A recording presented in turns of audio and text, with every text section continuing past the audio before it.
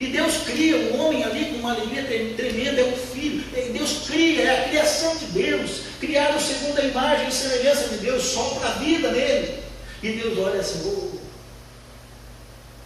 E a primeira oportunidade que o homem tem, o homem acaba errando. E o homem não serve mais. Por que da graça? Para salvar aquele que a lei condena. Abra sua Bíblia em 1 Coríntios 15, versículo 56.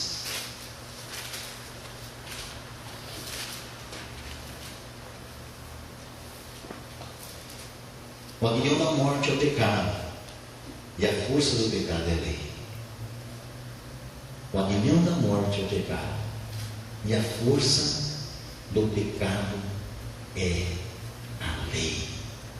O porquê da graça? Para salvar aquele que a lei condena. A lei existe, amados. Muitas vezes nós na igreja ouvimos falar hoje: nós estamos na era da graça. Você ouviu isso? Nós estamos hoje na época da graça. Graças a Deus que nós não estamos mais na época da lei. Quem é que disse isso? Quem é que disse que nós não estamos mais debaixo da lei? Mateus capítulo 5, Jesus diz assim: eu não vim para revogar a lei, eu vim para cumpri-la. A lei existe, queridos. A única diferença é o seguinte: a lei, ela apontava o pecado. A lei, ela dizia, isso é pecado e isso vai ter problemas para a tua vida. O aguilhão da morte, ou seja, qual é o salário do pecado? A morte. O aguilhão do pecado é a morte. Isso é o que a lei dizia. E essa lei existe ainda, amados. Só que o que acontece? Deus, olhando para nós e vendo que nós não servíamos. Por quê? Porque nós não estávamos cumprindo aquele cronograma, aquelas coisas que tinham sido dadas. Nós estávamos fazendo a comida da quinta-feira, da segunda, e da segunda na terça. E a gente estava fazendo tudo bagunçado. A lei estava nos condenando. A ordem das coisas estava nos condenando. Deus diz assim: não tem mais chance. Para me encontrar alguém aí vai ser só pela minha graça. Então o que da graça, queridos, é para salvar aqueles que a lei condena. Esse é o motivo da graça. Para quem é a graça? A graça é para todos os pecadores que a aceitam. A Bíblia diz em João, no capítulo 3, versículo 16, um versículo que todos nós sabemos de cor.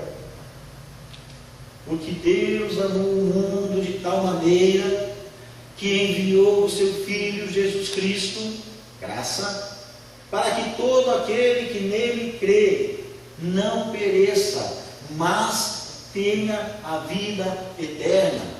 É o seu Filho unigênito. Eu coloquei Jesus Cristo para ficar mais fácil de entender.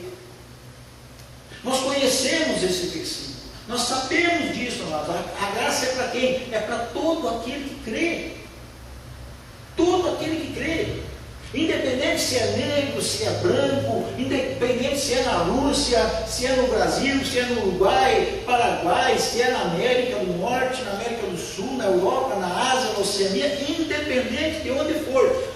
Todo aquele que crê. A Bíblia não diz somente para os europeus, a Bíblia não diz somente para os americanos, não. Todos aqueles que creem. Para quem é graça? Para todos os pecadores que aceitarem essa graça.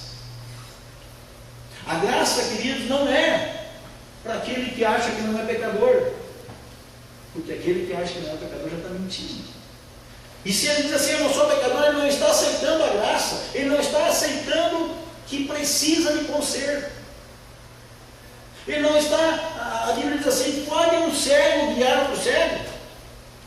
Como é que uma pessoa que acha que não tem erro, que não tem pecado, pode guiar alguém? Ou pode aceitar alguma coisa? Eu lembro-me uma história que o pastor Vladimir nos conta, que um dia eles estavam fazendo um evangelismo e tinham feito aqueles folhetinhos evangelísticos e era escrito uma tarja preta, enfermidade, miséria, pobreza, solidão, maldições, era escrito tudo assim naquele papelzinho, né? E embaixo dizia assim, procure-nos na igreja tal, se você está passando por isso, procure-nos na igreja tal. E estavam ali na praça entregando para as pessoas. E diz que entregaram um determinado cidadão, cara bem vestido, um cidadão, dava pela aparência dele ser uma pessoa que tivesse algumas posses. E aquele cidadão pegou o folhetinho e leu tudo aquilo lá,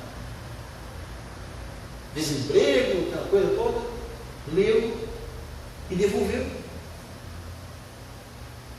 E disse assim: olha, eu não preciso da igreja, porque eu não estou enfrentando nada disso. E isso é o que muitas vezes nós estamos oferecendo para as pessoas, sendo que Deus ofereceu a graça. Eu tenho certeza que aquele homem precisava de uma coisa, precisava da graça de Deus.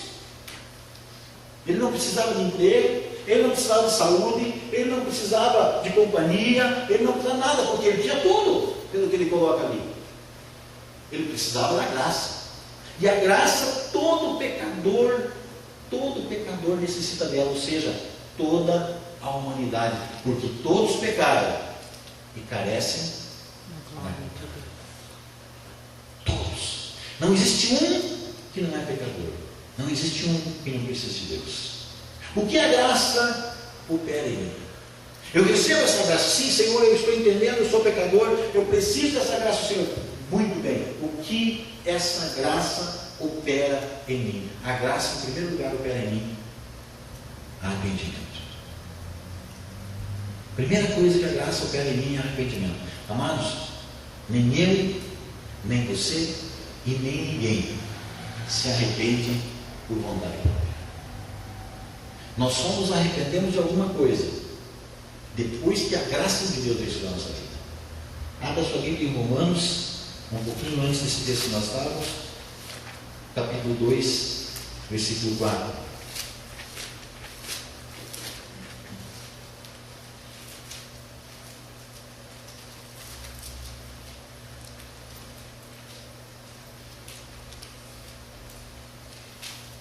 Ou será que você despreza as riquezas da sua bondade, tolerância e paciência, não reconhecendo que a bondade de Deus o leva ao arrependimento? O que nos leva ao arrependimento? A bondade de Deus, a graça de Deus. Eu e você só nos arrependemos das obras mortas, só nos arrependemos dos nossos erros depois que a graça vem sobre a nossa vida. Essa semana nós vimos ali na televisão um cidadão que matou uma menina de 9 anos, estuprou ela e depois a matou por esganadura, e já estava fugindo, já estava indo para o norte, lá para o Ceará, e a polícia conseguiu ali rastrear e coisa, e prenderam ele antes de fugir. E ali ele preso na cadeia, um jovem, 20 e poucos anos, 21 anos, se não me engano. E ali perguntando para ele já havia cometido um outro crime quando tinha 17 anos, também havia matado uma criança de 4 anos, também estuprado. E ali os repórteres perguntando para ele, e ele diz assim: eu peço perdão à família. Mas é um perdão tão mecânico, que o pai daquela menina disse assim: olha, quem vai ver a situação dele é a justiça, não sou eu. Por quê? Porque a graça não entrou no coração daquele rapaz. Se a graça entra no coração daquele rapaz, amado, o que acontecia? Ele não estava fugindo, ou ele não estaria fugindo. Ele pegava